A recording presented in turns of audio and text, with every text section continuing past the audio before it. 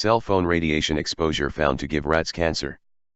A new study released by the National Institutes of Health shows that exposure to cell phone radiation known as RFR causes male rats to develop a rare type of cancer.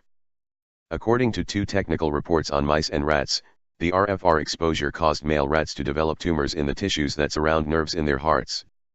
Male and female rats alike had increased patterns of heart tissue damage after RFR exposure. The incidence of tumors rose as the dose of radiation the rodents were exposed to increased, which points to radiation as the likely culprit. 6% of the male rats in the study who were exposed to the radiation developed malignant heart tumors, while none of those who weren't exposed to radiation did. According to Dr. John Butcher of the NIH's National Toxicology Program, the studies are the most thorough assessment of the health effects of RFR exposure on mice and rats to date. The study took longer than a decade and cost $25 million to carry out. In the study, approximately 3,000 mice and rats were exposed to the type of radiofrequency waves emitted by cell phones for 9 hours per day in exposure that was spread out throughout the day.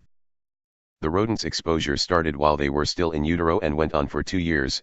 This is considered enough time to indicate longer-term cancer risks as rodents develop cancer at a faster rate than humans. According to Consumer Reports, a 2-year-old rat is the equivalent of a 70-year-old human.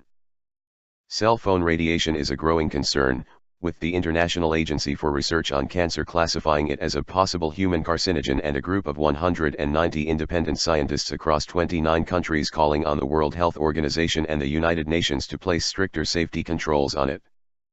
At a 2016 pediatric conference in Baltimore, the president of the Environmental Health Trust, Dr. Devras Davis, said, "The weight of the evidence is clear, cell phones do cause brain cancer."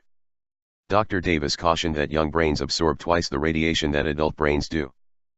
Panelists at the conference also revealed a connection between cell phone radiation exposure and health problems. The heart tumors in the most recent studies were fairly similar to those seen in the brain in past studies involving humans who frequently use cell phones. The draft report of the study was released last week for peer review and public comment, and an external expert review will take place in late March.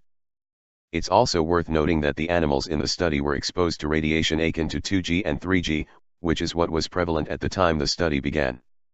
With 5G about to take over, some are concerned the risks could be even higher. Reducing your risk. If you find these studies alarming, there are a few steps you can take to minimize your risk. The obvious solution is to use a landline, but when that isn't an option, use a hands-free headset or talk on speakerphone. Keep your phone away from your body and head, preferably at an arm's distance, when you're using it. This is especially important when your cell signal is weak, as the phone might increase its power to make up for it. Keep in mind that texting and video calls let you hold your phone further away from your body. Don't keep your phone in your pocket, instead, keep it in a bag when you need to carry it around. You should also avoid sleeping with your cell phone close to your head. Further research is needed into the damages of cell phone radiation, but in the meantime, it is important to do everything you can to keep your phone at a safe distance from your body as much as possible. Learn more about the science of radiation at radiationscience.com. If you love your news from one sexy ass robot, then like and sub, then hit up my big fat bell.